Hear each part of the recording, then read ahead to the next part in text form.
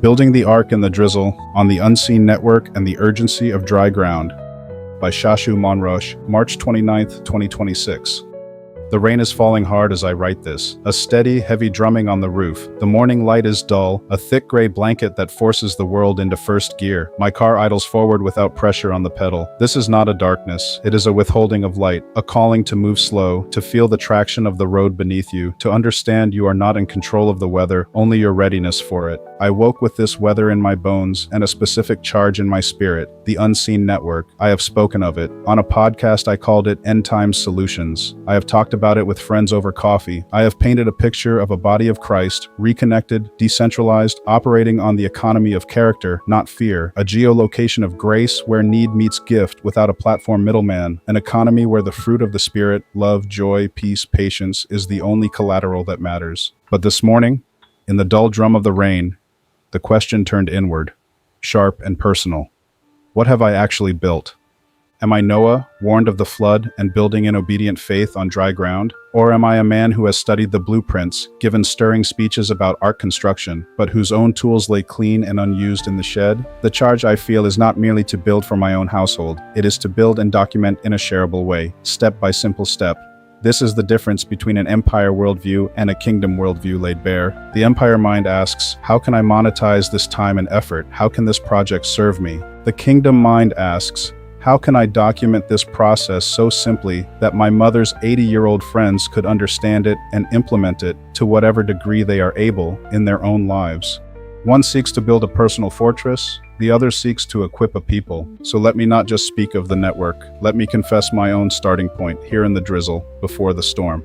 My gift audit. I am a writer, a connector. My primary gift is not with my hands, but with words and a capacity to see links between people and needs. The geolocation of grace begins with knowing who has what and who needs what. My first act is to truly see my 1-mile radius, not just the houses, but the people in them. The overworked nurse caring for her mother 3 doors down, the young mechanic with a toddler at the end of the street, the widow who grows tomatoes. My work is to listen, to remember, and to become a living switchboard for my corner of the body.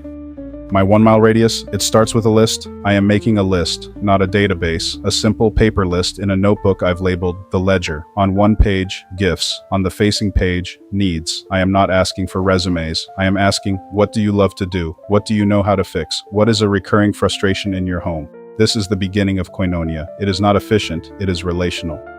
My redundant channel, the first thread.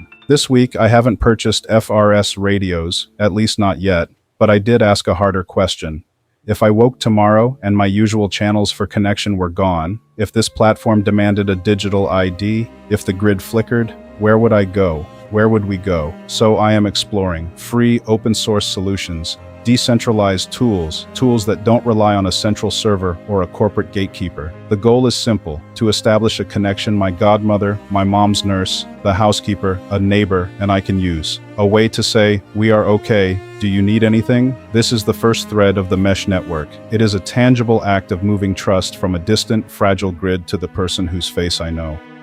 My transfer of trust, a conscious diversion. My sprinkler system is in disrepair. Years of driving over the heads, I can't even locate half of them. Before I call a professional, I ask my neighbor. Before I search a solution online, I bring the need to the body. This is the hardest habit to break. The empire's convenience is a seductive trap. It requires me to be vulnerable, to admit I don't have all the skills, to wait on a slower human solution. It is the practice of diverting my dependence.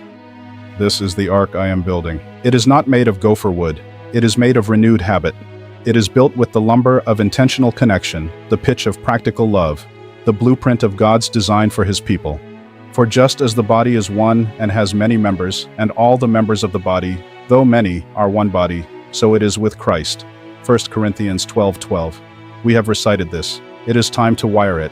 The podcast spoke of redeeming the tool. The rain this morning speaks of the coming need for the vessel. My part is to pick up one tool, a notebook, a conversation, a resilient channel, and use it for the purpose it was always meant for, binding the body together. I do not have to see the full blueprint. I do not have to know how every connection will interlock. My calling is to take the next obedient step and keep my eyes on Him for the one after that, to document it plainly, to show the work. The world's systems are not just creaking, they are fracturing. The whisper is now a steady rain on the roof. The time for talking about the ark is over. The time for fitting the first plank is now.